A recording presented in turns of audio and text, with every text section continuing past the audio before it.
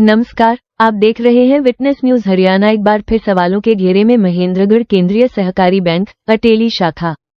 इस बार मामला जुड़ा है आर्य समाज अटेली के बैंक खाते से 3 लाख रुपए की संदिग्ध निकासी से। घटना का खुलासा तब हुआ जब आर्य समाज के प्रधान हरदयाल आर्य और कोषाध्यक्ष राजेंद्र प्रसाद बैंक पहुंचे पासबुक एंट्री करवाने। लेकिन जब उन्हें बताया गया कि खाते में केवल 35,000 रुपये बचे हैं, जबकि समाज के अनुसार खाते में 3.5 लाख से ज्यादा होने चाहिए थे, तो सब हैरान रह गए। जांच में सामने आया कि 21 अप्रैल 2022 को 3 लाख रुपये की निकासी की गई थी। सबसे चौंकाने वाली बात, ये रकम एक फर्जी चेकबुक के जरिए निकाली गई थी। राजेंद्र प्रसाद का कहना है कि संस्था के खाते से भुगतान तभी मान्य होता है जब चेक पर प्रधान और कोषाध्यक्ष दोनों के हस्ताक्षर हो। लेकिन इस निकासी में केवल प्रधान के नाम से साइन थे, और वो भी हरदयाल की जगह हरलाल नाम पर जारी चेकबुक के जरिए। इससे साफ है कि चेकबुक फर्जी थी, और यह सारा गबन बैंक के अंदर से मिलीभगत के बिना संभव नहीं लगता। आर्य समाज पदाधिकारियों ने इसे सुनियोजित षड्यंत्र बताया है और मांग की है उच्च स्तरीय निष्पक्ष जांच की। बैंक मैनेजर भारतेदु ने कहा है कि अभी तक उन्हें कोई लिखित शिकायत नहीं मिली है, लेकिन शिकायत आते ही जांच की जाएगी और दोषियों पर सख्त कार्रवाई होगी।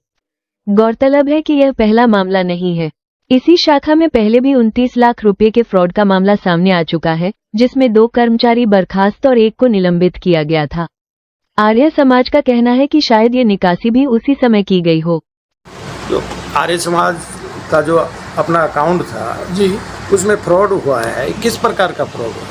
ये फ्रॉड इस प्रकार का हुआ है, किसी व्यक्ति ने इशू करवाए चेकबुक, और उस चेकबुक के माध्यम से मेरे दस्तखत करके फर्जी, और उन्होंने पैसे निकाल लिए 3 लाख रुपए 21/4/2022 को 21/4/2022 को। अब हम गए पैसे उसको बंद अकाउंट को चालू करवाने के लिए, तो उन्होंने बताया, तब हमें पता चला भाई ऐसा ऐसा हुआ है। तो मैनेजर साहब ने इस बात को माना है कि हमारे साथ आपके खाते में फ्रॉड हुआ है। दस्तखत उन्होंने मिलाए, वो नहीं मिल पाए। उन्होंने कहा जब भी आप चाहेंगे, जिसके खिलाफ कार्रवाई बनेगी, जो भी कर्मचारी होगा, हम आप लिखित में शिकायत दे दो, हम उसके खिलाफ कार्रवाई करेंगे। आप भी कोषाध्यक्ष हैं, जो आप बता रहे हैं आर्य समाज का जो अकाउंट में फ्रॉड हुआ है, फिर किस प्रकार पता चला आपको ये फ्रॉड हुआ है? मैं और प्रधान जी आज दुकान पे बैठे थे, तो मैंने खुद ही प्रधान जी को कहा, मुझको चलो आज अपना अकाउंट को देखते हैं। हम 3 साल से उसको देख नहीं दे रहे थे खाते को, मुझको ऐसे ही ले लें, क्यों हमें ज़रूरत तो नहीं थी, ऐसे ही चल जाता है काम। तो मैं प्रधान जी वहाँ गए, उसमें वहाँ जाके हमने जो मैनेजर साहब उससे बात की, मुझको ऐसे ऐसे जी हमारा ये खाता है, इसमें देखो कितने पैसे। तो उन्होंने देखा, चेक किए करके उसने बताया कि आपके तो 35,000 है। वो नहीं जी, हमारे हिसाब से तो 3.5 लाख रुपए होने चाहिए। बोल नहीं जी, मैं देखो चेक करूँ। चेक किया तो बोल जी आपने 3 लाख रुपए निकालने की 21/4/2022 को।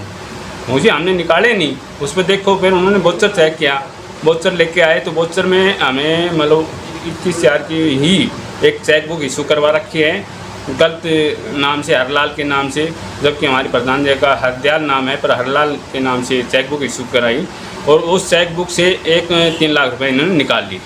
हमने फिर मैनेजर साहब बोलो जी आपका हमने चेक कर लिया है, आपके साथ फ्रॉड हुआ है। मैनेजर ने मानना है, बोलो आपके साथ फ्रॉड हुआ है, पर ये आप हमें लिखित में दोगे जब हम कार्रवाई करेंगे, किसने किया है, क्या किया है, वो कुछ हमें नहीं पता, पर आपके साथ फ्रॉड हुआ है बस ये। उसके बाद हमने लिखित में कल देंगे, आज तो टाइम हो गया था, हम लिखित में भी देंगे, और आगे की कोई जो कार्रवाई होगी वो हम करेंगे, क्योंकि ये तो आर्य समाज का पैसा था और हमारा पैसा नहीं है, ये तो पूरे समाज का पैसा है। तो बैंक से पैसे निकले हैं, तो जाहिर है कि दूसरा आदमी तो फ्रॉड नहीं कर पाएगा, क्योंकि उनमें हस्ताक्षर मिलान होता है। हाँ जी। तो निश्चित ही कोई कर्मचारी होगा। इस प्रकार से कोई आपको सूचना मिले भाई कोई कर्मचारी कर रहा है ना? पहले से हमें मतलब ये था, पहले जब भी हमें निकालते तो तीनों के साइन होते थे, एक मंत्री, एक प्रधान जी और एक मेरा कोषाध्यक्ष, जबकि इसमें सिर्फ एक आदमी के ही साइन है, हरदयाल।